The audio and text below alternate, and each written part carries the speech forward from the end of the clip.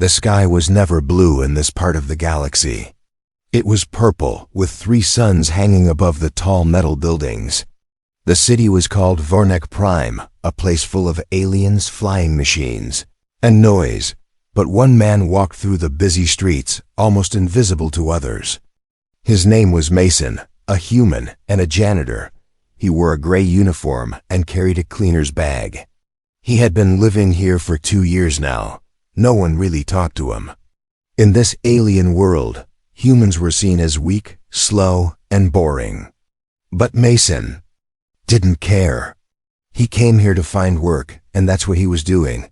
Cleaning floors and toilets of alien buildings. Today, Mason was broke. His boss had not paid him again. He walked into the job center, a huge hall where different species shouted, offered work, or begged for jobs. Mason waited in line, hoping for something better. But no one wanted a human worker. Then, suddenly, a loud voice cut through the noise. "Give my mama credit, she cleaned your toilet," shouted a small alien child. Everyone turned and laughed. Mason looked at the child. He was tiny, with green skin, 4 eyes, and a bag of tools too big for his body. The kid was serious. He stood on a metal crate, waving his arms. "She's the best cleaner in this city. 1 credit, just 1. People ignored him, but Mason didn't. He slowly walked to the child. "Is your mom really a cleaner?" Mason asked. The child nodded. "She is the best. But no one gives her work because we're not from this system." Mason felt something strange. This child reminded him of Earth, of himself. "Show me," he said. The child smiled, grabbed his hand, and pulled him through the crowd. They walked past the shiny towers into a darker part of the city, the lower rings, where alien refugees lived in broken ships and metal huts. After 10 minutes, they reached a small hut. The door opened, and Mason saw her. She was tall, with thin arms and insect-like skin. Her eyes were black and wide, but not scary, gentle. She wore old clothes and had strong hands. "This is my mom, Jella," said the child. "She used to work in a science lab, but now we have nothing." Jella looked at Mason and bowed her head. "I will clean anything you need. Just 1 credit." Mason looked around. Their home was clean, organized. Even with no money, it was neat. He thought for a second. "All right," he said. "I have 1 small job, a shop toilet nearby, not used in months." Jella nodded once. "Show me." They walked back to the shop. It was dusty, full of broken shelves. The toilet was worse, green mold on the walls, thick dust, old stains. Jella didn't say anything. She just started. She moved fast, used strange tools from her bag, and even created a light mist that killed bad smells. Within 20 minutes, the toilet looked new, shining. Mason was shocked.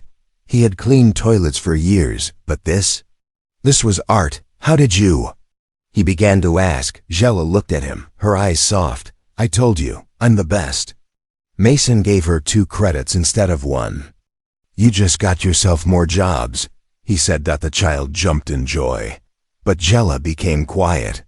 She looked around, then leaned closer to Mason. "Thank you," she whispered. "Helping us was not just kind, it was wise." Mason frowned. "What do you mean?" Jella looked at her son, then at the sky. "Because soon, things will change. And when they do, they'll remember who stood with them when no one else did." There was something in her voice, not fear, but power. Like she knew more than she was saying. Mason didn't know what to think. He only came here looking for work. But now, something was pulling him deeper, into something bigger than cleaning toilets. Far above the city, a shadow moved behind the clouds. Something was watching. The mop moved by itself. That's what Mason thought, staring through the window. Inside the closed shop, Jella wasn't just cleaning, she was commanding. Her tools floated in the air like trained birds. One scrubbed the ceiling, another sprayed the air.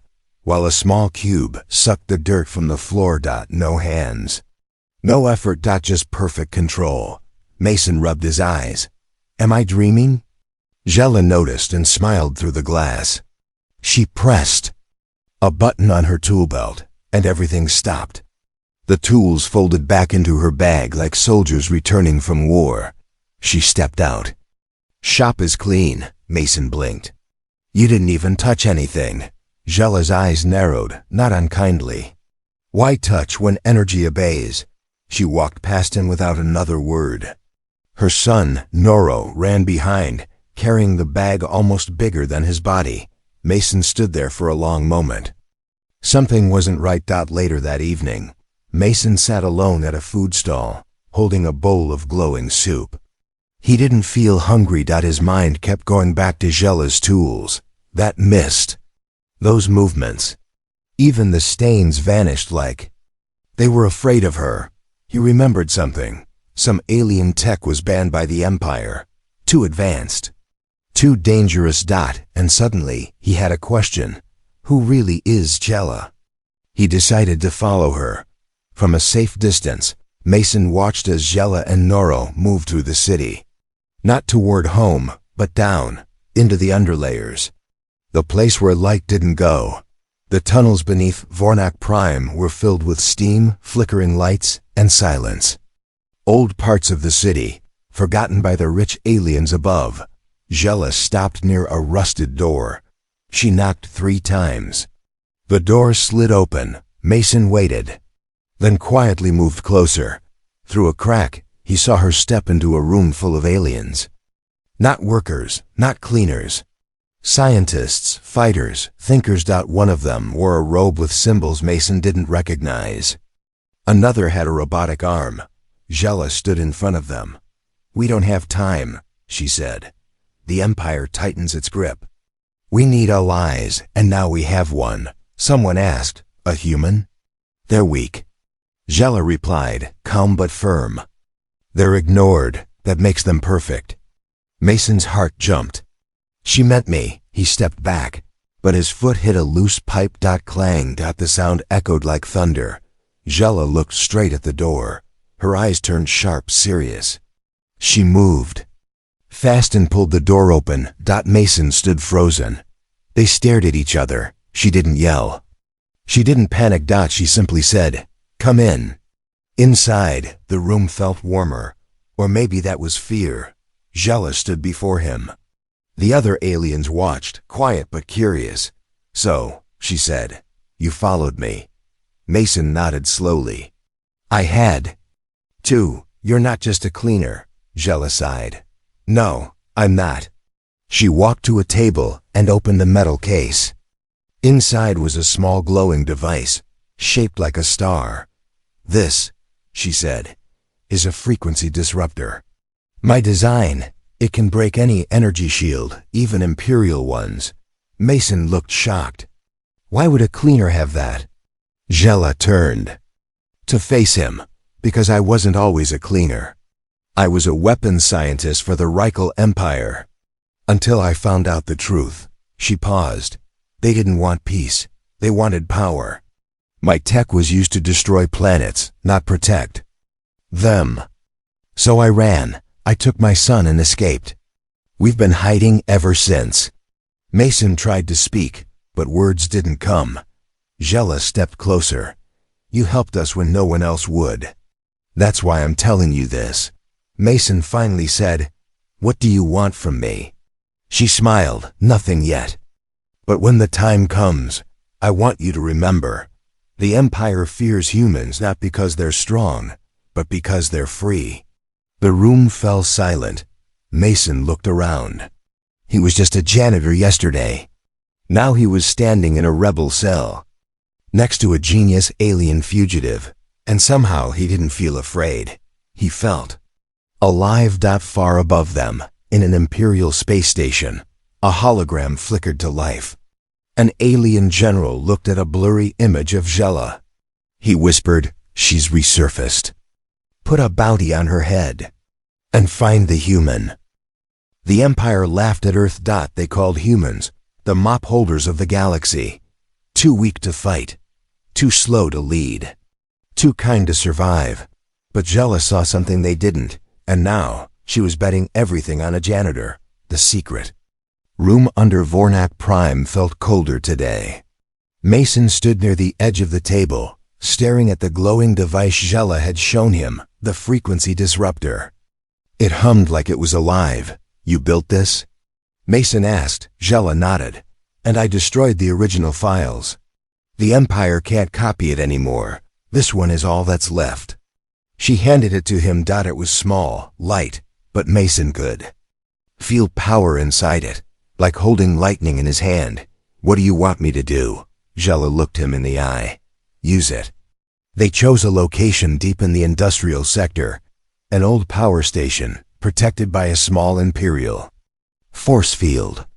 It had been abandoned for years, but the shield still glowed blue, like a forgotten fence. Jella set the disruptor on the ground. It extended tiny legs and crawled forward like an insect. Mason watched with wide eyes. The device paused, clicked once, then released a low hum. The blue shield began to ripple, then pop. It vanished like a soap bubble. Mason blinked. That actually worked. Jella smiled. I told you. The Empire believes only they can hold real power. But they're wrong. She turned to him. With this, the people can fight back. But only if they believe they can. That night, Mason returned to his small room. He didn't sleep. He stared at the stars outside his window and thought about Earth, his mom, his sister. How they all thought he was wasting his time out here, just a janitor in alien space. Now he had a weapon in his hand and a revolution on his shoulders. The next day, Jella brought him to a different place. A hidden spaceport. Inside were alien refugees. Some were old, some young, all tired. They had been hiding from the Empire for years. Jella introduced him. This is Mason, he's human. There was silence. A few laughs. Then one alien said, What can a human do? They clean floors. Mason stepped forward. His voice was calm, but steady. I do clean floors. I've done it my whole life. But today, I clean something else, an Empire's lie. He held up the disruptor. They said we were weak, that we didn't matter. But this tech broke their force field. And this tech was built by a cleaner. The crowd went silent. Then someone clapped. Another followed. Soon, the whole room was cheering. Jella whispered to Mason, They believe now, you lit the fire. Later, as they loaded supplies onto a small rebel ship, Noro tugged on Mason's sleeve. You're not like the other humans I've met, he said. Mason smiled. What were they like? Noro laughed. Scared, quiet, always cleaning, but you're still cleaning, but this time you're cleaning them. Mason chuckled.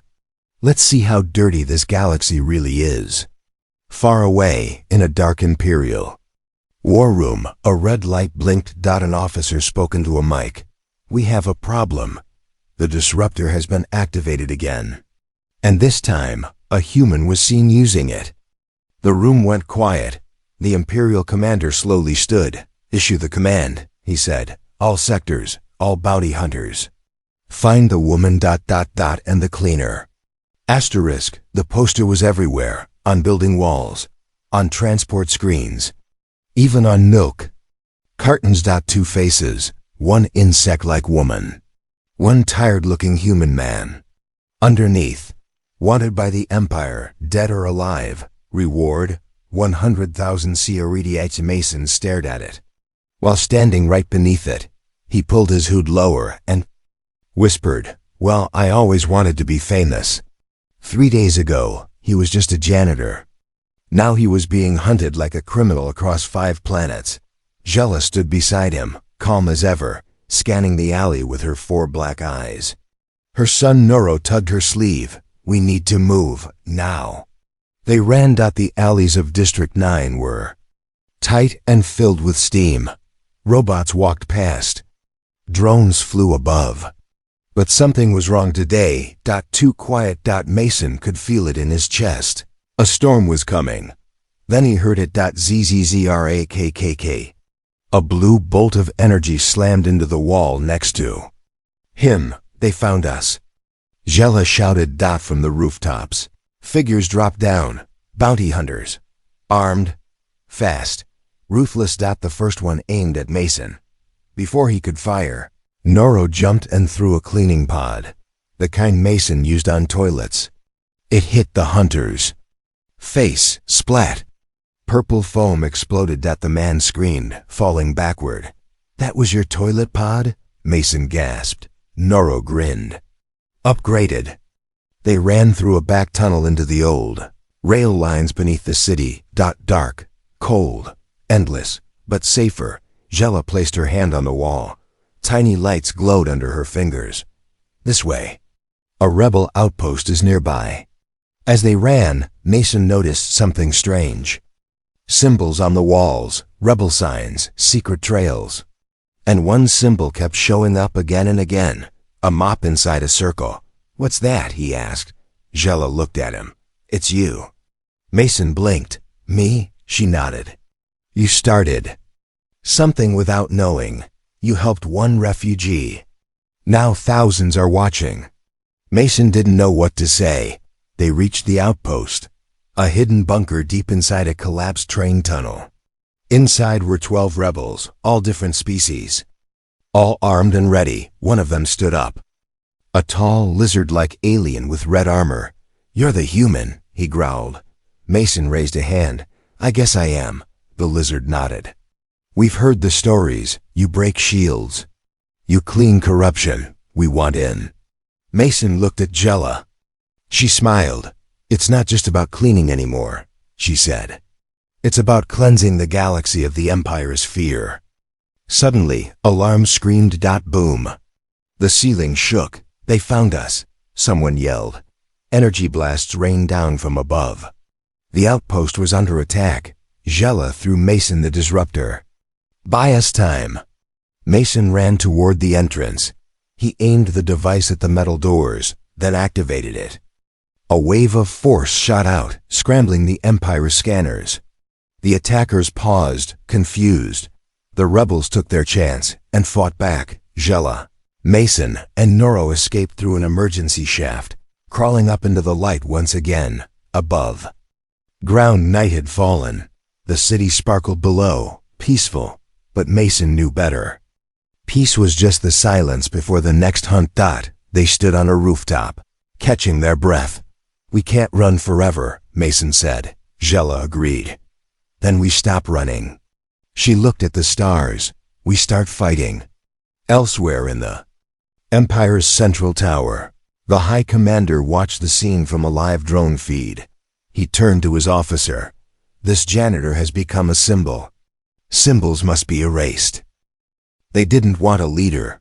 They got a cleaner. But somehow, that was enough.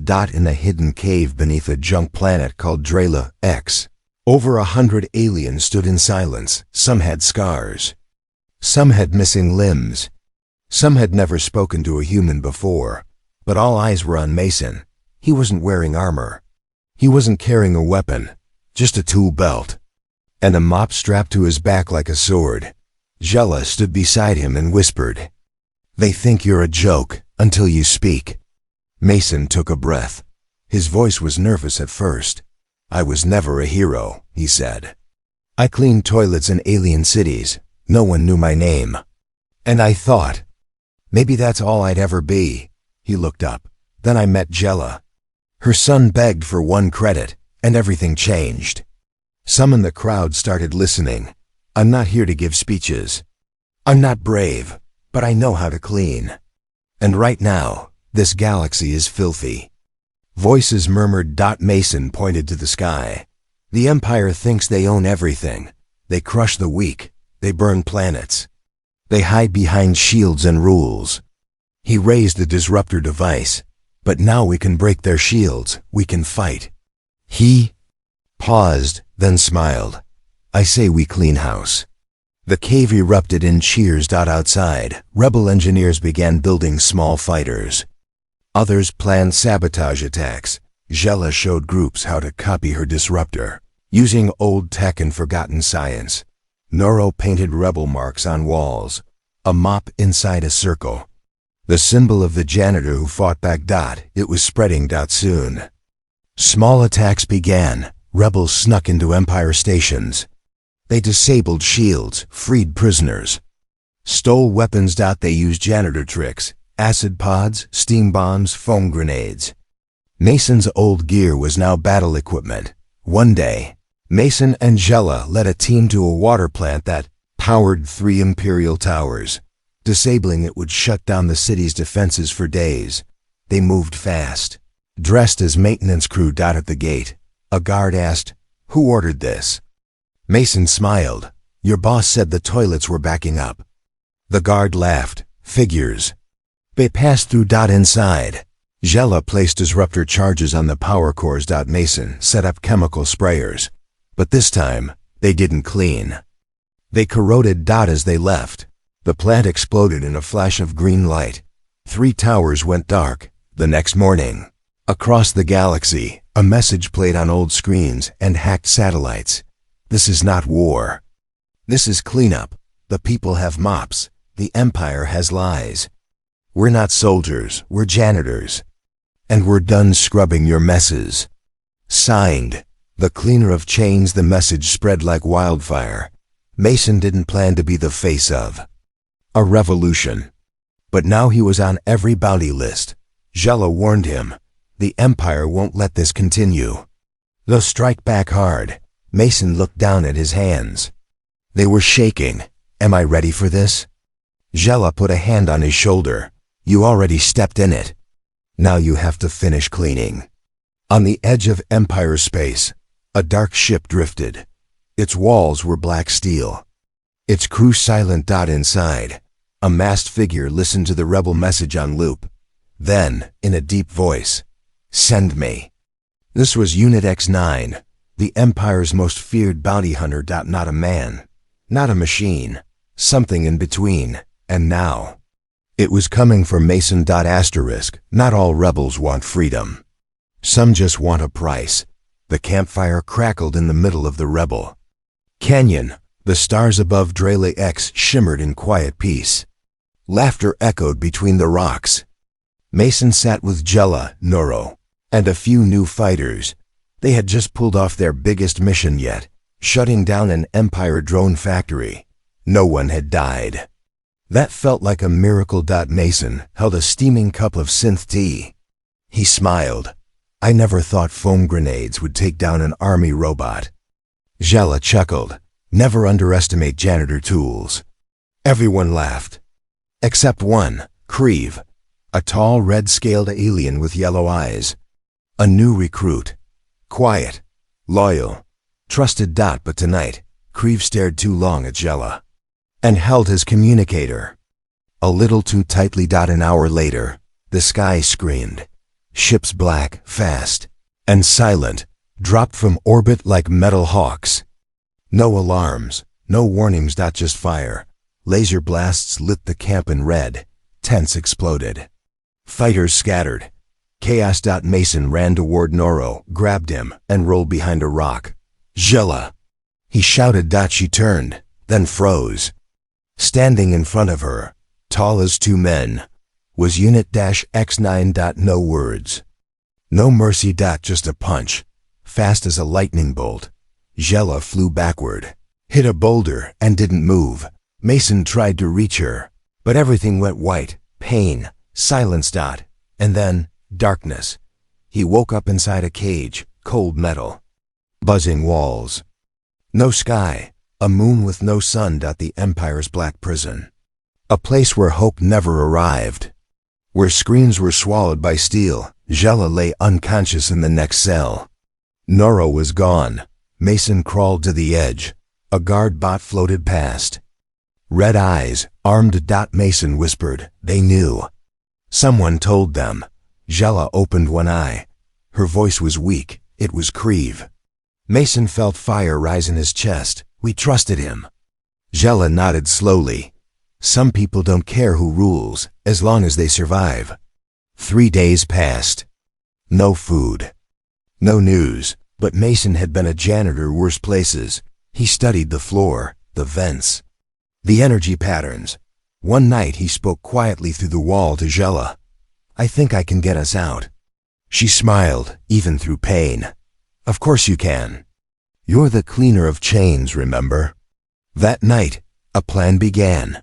Mason broke the floor vent using a piece of his belt. He crawled through the tight tunnel, holding his breath, counting seconds. He reached the waste processing room, disgusting, but perfect. He found a bin of chemicals used to dissolve organic trash. He grinned. Old friends. He mixed 3 vials and boom, blew the door clean off. Alarm screamed, but instead of running, he walked out with steam rising behind him, soaked in sewage, holding a metal rod. Mason stormed down the hallway like he owned it. "Time to clean up," he growled. He reached Jella's cell. She looked up, dazed. "You stink," Mason grinned. "Rebellion isn't clean." He helped her up, and together they made it to the exit shaft.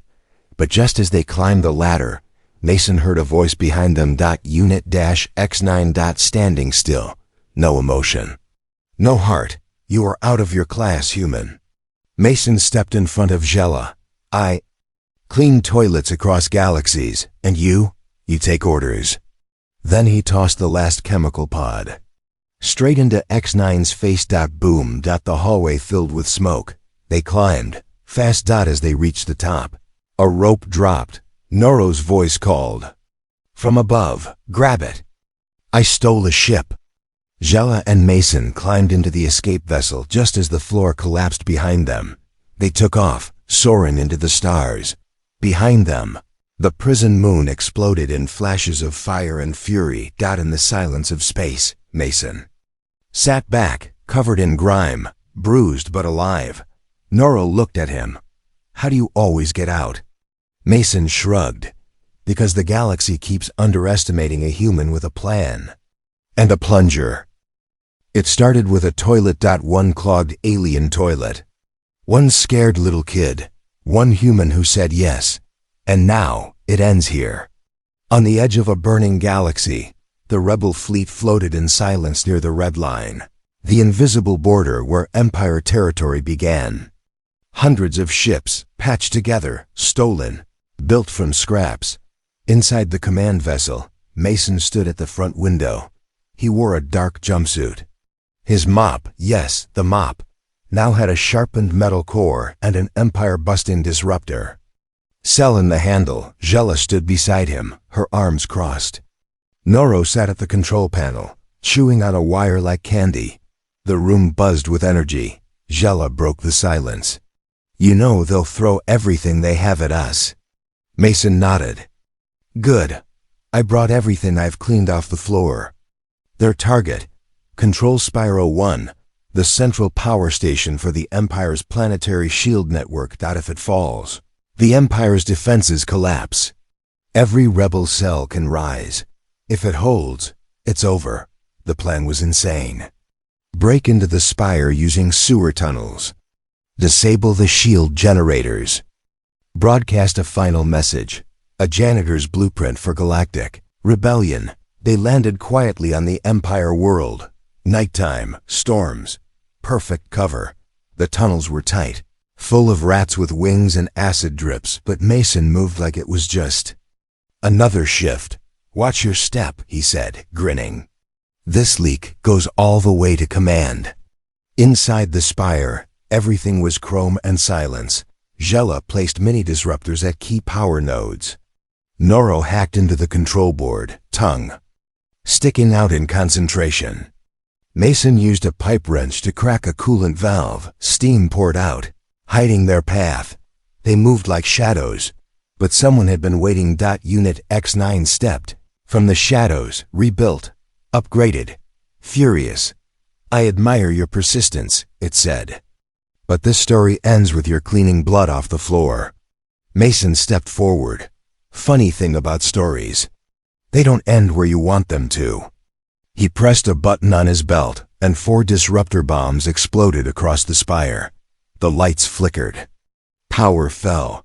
Mason charged, mop spinning like a warhammer. Jella and Noro ran to finish the sabotage as Mason fought the machine alone. Metal clashed. Sparks flew. Mop against steel. Unit X9 landed a hit. Mason flew back, bleeding. He got up. You forgot something. What? Humans don't quit. With one final swing, he jammed the mop handle, disruptor core, and all into X9's chest. Boom. The machine lit up like a star and exploded. Alarms wailed. Noro shouted, "It's done! Shields down!" Jella activated the broadcast. Across the Empire, every screen flickered and showed Mason. His face was bloody, his suit torn. His mop burned, but he stood tall. To every world still afraid. We're not soldiers. We're builders, cleaners, fixers, farmers, teachers, and we're done being quiet. You think you own us? Try cleaning up the mess we leave behind. Humanity. F***CK, yeah. The message lit a sea. Fire across the stars. Ships rose. Cities rebelled. Chains shattered. The Empire fell apart, one broken lie at a time. Weeks later, Mason stood on a quiet farm world, a little town. A real toilet. A mop in his hand, just for old time's sake. Jella now worked with a council of liberated species. Noro was building tiny cleaning bots for fun. Someone walked up to Mason, a young alien girl. Are you the cleaner from the stories? He smiled. That's me. She handed him a broken toy. Can you fix this? Mason knelt down, took it gently and said, Of course. That's what we do.